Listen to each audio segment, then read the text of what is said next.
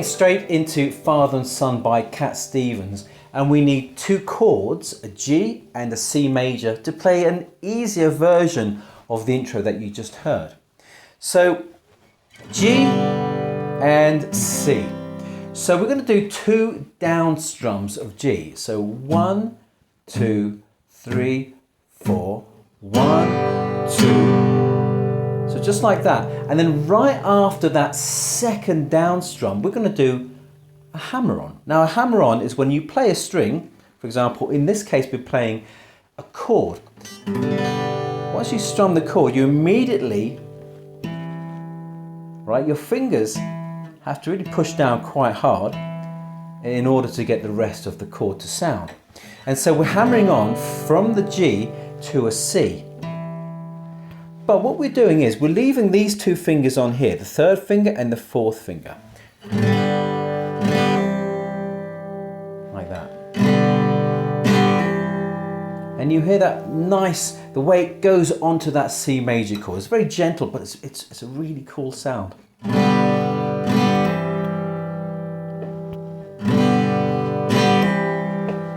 So it's like 1, 2 and 3, 4.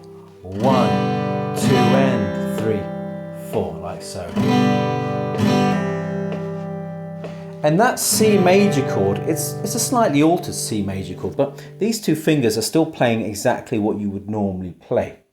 And we just, as I said, we're keeping those fingers where they are. And that's why I recommend playing this G major version with your fourth, third and second, rather than this one, which a lot of people play, but it's going to be much harder to do it. So play like that and then hammer on. So that was an easier version of the intro. We're not doing the whole thing, we're just this bit.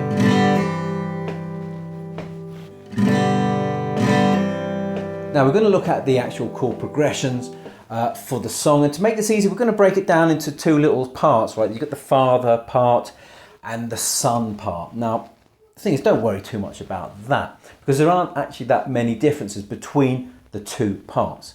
And once you get the first part under your fingers, you've pretty much done all of the hard work. So here's the chord progression for the Father's part. And you can see how it looks there. We've got some very, very common beginner guitar chords there. We've got a G, we've got a D, we've got a C. Now we have an A minor 7, and you know, if you don't know this chord, you're going to learn something new today. And this is, all you're doing is taking off the third finger and keeping everything else the same. So you're going G, G, D, D, C, C, A minor 7. So nice, and it's a nice change. You can really hear a difference when you go. Beautiful. And then we go into a G, E minor, A minor, D, like so. So we do that twice, and we can play a really simple down strum like this. Same old story. Right, like that. But another way that you could strum is by doing this.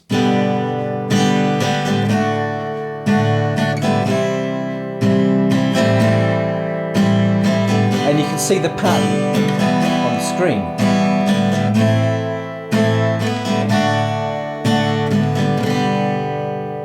That's a pretty beautiful chord progression. Now we move on a little bit, and the chord progression is basically the same. You can see it here, right? And what we're playing now is G. We're changing the D to a B minor chord. Now, if you've been playing a couple of months, you've probably only just started with this B minor chord. And so this song's a really good song to practice on. So we're going G, B minor, C, A minor 7, G, E minor, A minor, D, and again G, B minor, C, A minor. Now we come to a little section with a time change. Now the whole of this song has been in 4/4, and what that means is we've been playing 1, 2, 3, 4, 1, 2, 3, 4. But now we have one bar of 5/4, and all that means is we now play 1, 2, 3, 4, 5, and then we go back to the intro again. So it's like G, G, E minor, D, intro.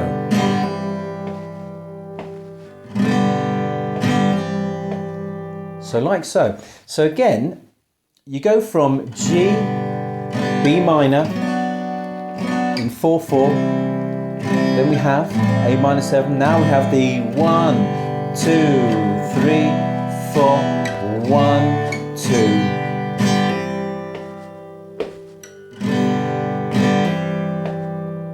Now, I think a lot of people get tripped up by time changes, and I think this one is not too bad because all we're doing is basically adding just one extra strum in a bar.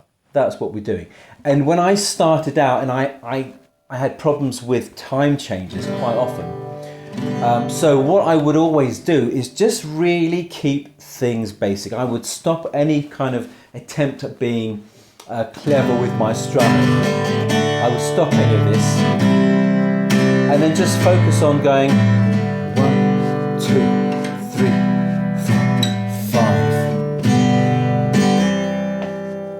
And as I'm playing and strumming the chords at the same time, I'm counting the number of times I'm strumming. 1, 2, 3, 4, 5. 1, 2, 3, 4. So when you get to that part, when you're going from the G, B minor, C, A minor 7, you can do the normal kind of strumming. But then I really do recommend just keep it simple.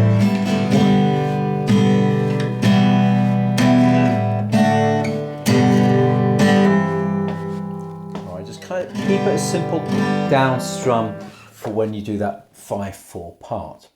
Now a little tip on transitioning between G, D and C, right? And this is I think it's a great little tip. And it also depends on how you're playing your G. Now playing your G like this really makes things different because the thing that's really important here is these two fingers. And when you're playing G, when you're playing D, when you're playing C, what actually happens is these two fingers are on the same frets. Okay, they're on the same frets. They're on the 3rd fret and the 2nd fret. So obviously on different strings. Now, when you're shifting over, just lift up a little bit. Try to keep these fingers together. Try to avoid that sort of where you go off like this. So try to keep things together and then hold them down, go across the strings, keep them together, and then you can put them down for where they go on the D chord. And the same applies for when you go to the C. Lift up, keep them together, and put on the C shape. I think that's a good little tip, keep these fingers together. If you're getting value out of this, why not leave a like and hit the subscribe button. Right now, the sun part.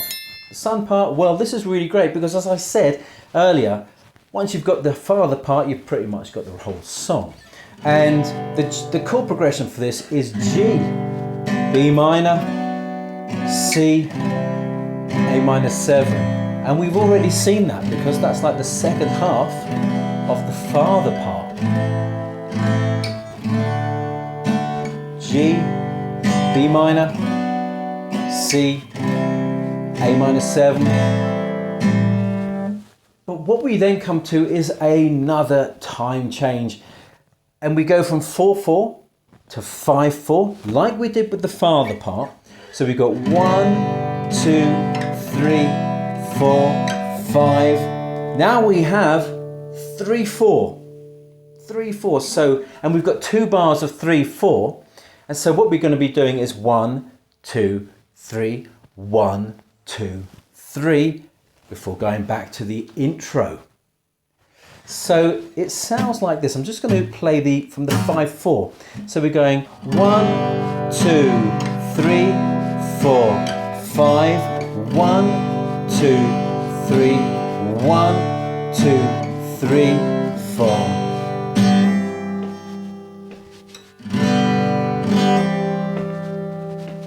And that's basically the whole song. You know, it's very, very similar. And I got the chords from this really great book here by, it's a good tab book, Cat Stevens' Greatest Hits, Song Tab Edition. Now, what happens next? We've done the father part, we've done a son part. Now, after that first son part, there is a solo, and I think it just plays through the normal chord progression, G, D, C, A minor 7. Now, after the solo, what we have is a short father part and a very short son part. And the son part then leads us to the end of the song. And so the father part is basically the first half of the chord progression, right? We're not doing the B minor part for the father singing. But when we go into son part, we then have that B minor. So we're going G, B minor. And you know, you can tell, I'm sure you know that, you can tell the father parts from the son parts by how high Cat is singing. And so we've got G, B minor, C, A minor 7, G, E minor, A minor, D. Then we repeat G, B minor, C, A minor, G, E minor. Here is where it changes as it leads us into the end of the song. So we've got 1 strum of D, 3 strums of G. Now we have a 3/4 part, sorry. D, I have to go. And it leads us into a final strum of a G major chord. So that last part, going from the G, E minor, is G, E minor,